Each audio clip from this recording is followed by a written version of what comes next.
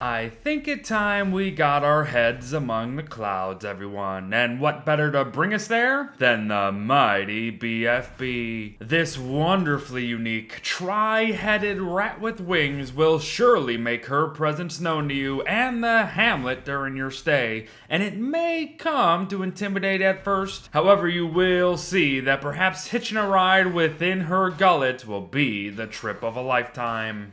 Now, naturally, we can expect her to begin her flyovers come 10 to 24 days into our survival. And honestly, that's a pretty brutal range. But that being said, we'll talk about mitigating that soon enough. But for now, know that you'll hear her calling out and begin to fall under her ever-growing shadow. She'll fly by several times to truly reveal just how insignificant we truly are in this wacky world of fantastical horrors. But eventually, she'll come crashing on down. This action can potentially deal 1,000 damage to you, surrounding mobs, anything planted for the most part, or buildings. So yeah, you should probably pick a proper landing strip for the big girl, and don't bloody stand there as she swoops on down. But when she does land, she'll peek her head out and go fishing for ya. However, just like with most mobs in the Don't Starve universe, we can abuse her fascination with us, and we can have her follow us around.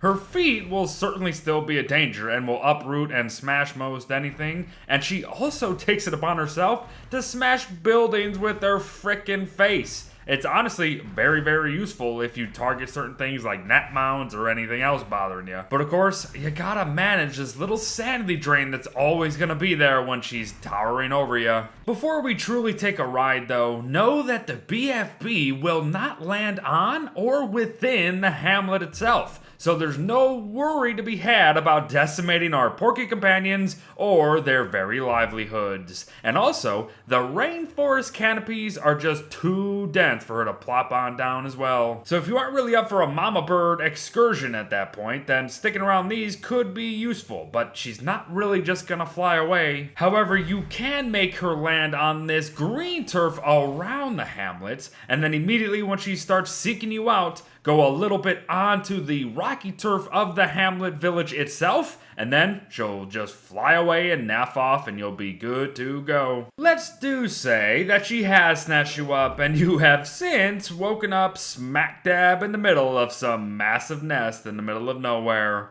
Welcome to the BFB island, folks. The island is actually just a single biome called the Pinnacle biome that has unique plants, old structures, rocks, and more dotted about, but it's her eggs that hold the truly good stuff. There should be 4 petrified eggs within the nest, and upon mining them, you can receive plain old rocks, or better yet, a gem of the red, blue, or purple variety, or heck, maybe even multiple. So yeah, you'll want to have the means of breaking these eggs before even coming on over here. There are also what are known as weathered objects, and these are the old buildings I'm talking about, and it's the weathered house and rusty lamp. These unique structures can actually be hammered to give 3 boards and 2 iron respectively. Weathered trees and weathered trunks will give but a single log upon chopping them, while weathered branches and shrubs can be picked or chopped for simple twigs and grass. Plus, you may just end up finding weathered sticks lying around that add to your twigs collection. No surprise, the biome is random in size and resource abundance. So, just take what you can, when or if you can, as chances are, you're not gonna be returning. And that's simply because the next 2 items we're gonna cover are really all that matter in the long run.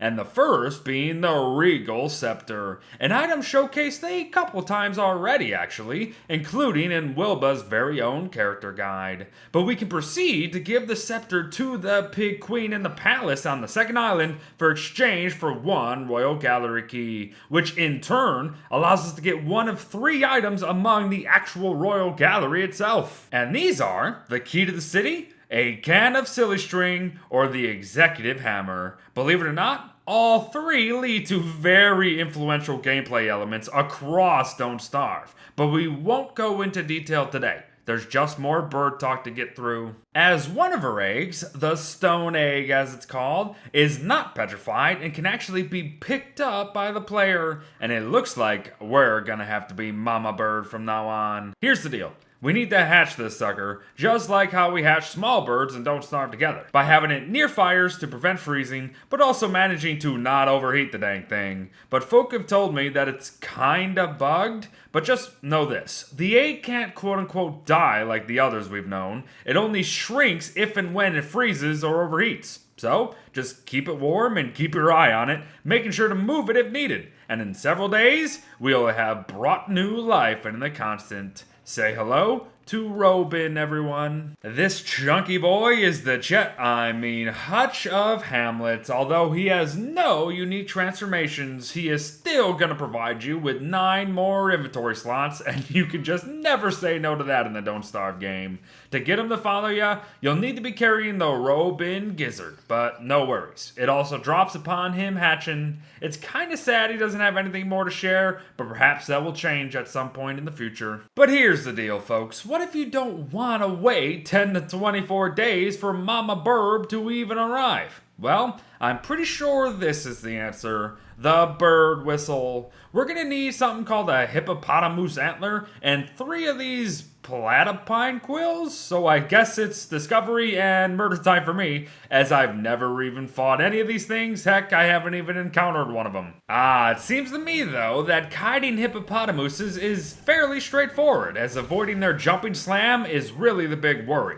But I do see the concern with the pair of them. Yeah, that could be a problem. But if you do that, you can safely get 2 hits in before having to skedaddling out of there again. Just watch for the others, as I said. And if you need to, just alternate back and forth between murdering them both. I had to do some investigating, but eventually I found these platypine things. They occasionally spawn from picking lotus flowers on the water, and when they do, they pull a stupid gobbler-esque move and try to eat all the other lotus flowers around. But use a flower wisely, and you can actually bait these spiny things into a kill zone, and it seems to me that they can always drop at least 1 quill, with a chance to drop 2 to 3 in total too. Bring it all together with a nice piece of flint on top of it all, and a bird whistle is yours. They have 5 uses, and it looks like we was right, cause we have called upon the BFB ourselves. Honestly, these don't seem like they would be useful later in the game,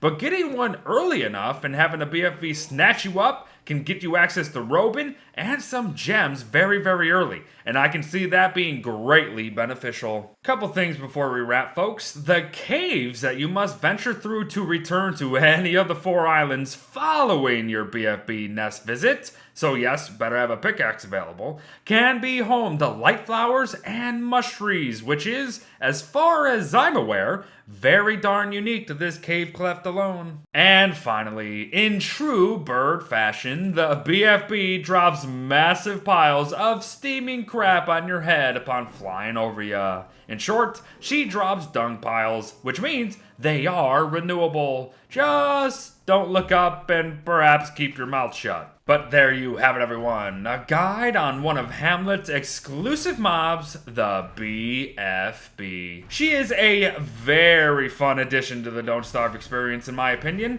and can lead to a number of great things if you choose to let her gobble you up from time to time. Just watch out for them crashing feats, and always be sure to have a pickaxe at the ready before you venture on over to her island. But please, enjoy your stint as her baby daddy. Thanks for watching, everyone. Well wishes to all, and I'll see you in the next one.